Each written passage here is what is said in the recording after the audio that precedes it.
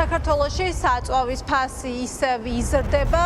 ბოლო ორ კვირაში აგვისტოს დასაწყისიდან 5-დან 15 თეთრამდე გაძვირდა სხვადასხვა ბენზინ გასამართ სადგურზე საწვავის ფასი. მაგალითად, დღეს სუპერის ფასი რიგ ბენზინ გასამართ სადგურზე მერყეობს 4 ლარი და 27 თეთრამდე, მაქსიმუმი ეს არის.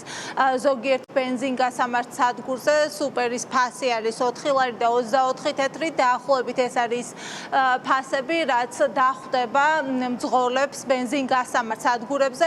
ეკონომისტები გვეუბნებიან, რომ მთავარი, რასაც ხელისუფლება არაკეთებს და რითაც მოსახლეობას შეუმსუბუქდება და მინიმუმ 1 ლარით გაუიაფდება საწვავი, ეს არის დღგ-ს და აქციზის გაუქმება დროებით. ეს არის გამოსავალი, რასაც ეკონომისტები სთავაზობენ ოცნებას, თუმცა ხელისუფლებისგან აქამდე რა ახსნაც მოგვისმენია არის ის, რომ სწორედ დღგ-სგან და აქციზისგან იმპორტიორებისგან რა თანხებსაც იღებენ, ამით ივსება ბიუჯეტი და ამის შემცირებას არაპირებენ.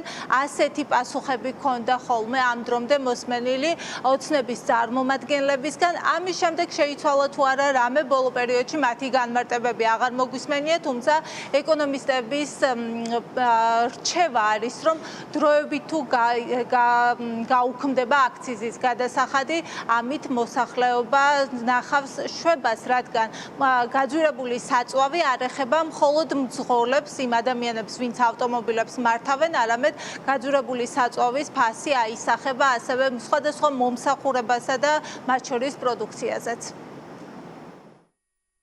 არგუმენტი, რომ საგარეო შოკია და აბა ჩვენ რა ვქნათ, რომელიც ყველა თემასთან დაკავშირებით ისმის და მუსირებს ხოლმე. ეს სუბუქად რომ თქვათ, ეს არის პასუხისმგებლობისგან თავის არიდებისა და გაქცევის მცდელობა. რა საწვავის შემთხვევაში ხშირად და უფრო ასე ვთქვათ, მოქნილად იყენებენ ხოლმე როგორც წესი აქციზის მცურავ განაკვეთს, ასეთი მიდგომაც არსებობს, რომელიც გულისხმობს შემდეგს, რომ აი ასეთი საგარეო შოკების დროს აქციზის განაკვეთი შედარებით მცირდება იმისათვის, რათა ტვირთი მომხმარებელზე შემცირდეს და ამას ნამდვილად აქვს ხოლმე ეფექტი, ხოლო სხვა თანაბარი პირობების აღდგენის შემთხვევაში ეს აქციზის განაკვეთი უბრუნდება ძველ ნიშნულს. სახადად დადასტურებულად შეიძლება იმის თქმა, რომ საწვავის გაძვირება აისახება შემდეგ ყველა პროდუქტზე და ყველა მომსახურებაზე გაძვირება.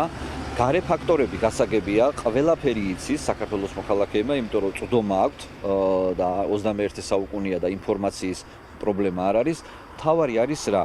შიდა ფაქტორები და შიდა რეგულაციები, რომლის მართვა შეუძლია ხელისუფლებას, ეს არის აქციზის გადასახადის გაუქმება, რაც მყისიერად იწვევს 40 თეთრით გაიაფებას. ამას დაემატება დღგ-ს გადასახადის გაუქმება, დროებითი ღონისძიება, სანამ კრიზისი დაიძლევა და საბოლოო ჯამში 1 ლარით არის შესაძლებელი შემცირდეს საწვავზე ფასი, როგორც დიზელზე, ასევე ბენზინზე.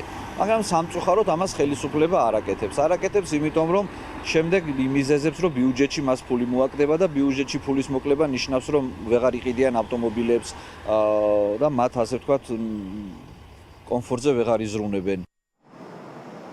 საქართველოში საწვავის ფასი მზარდია გაზაფხულიდან, დაახლოებით 6 თვეა ბენზინ გასამართ სადგურებზე მიცულ მოსახლეობას ფაქტობრივად ყოველთვიურად გაზრდილი ფასი ხვდება, თუმცა ხელისუფლებას ამ პრობლემის მოსაგვარებლად კონკრეტული ნაბიჯები არ გადაუდგამს.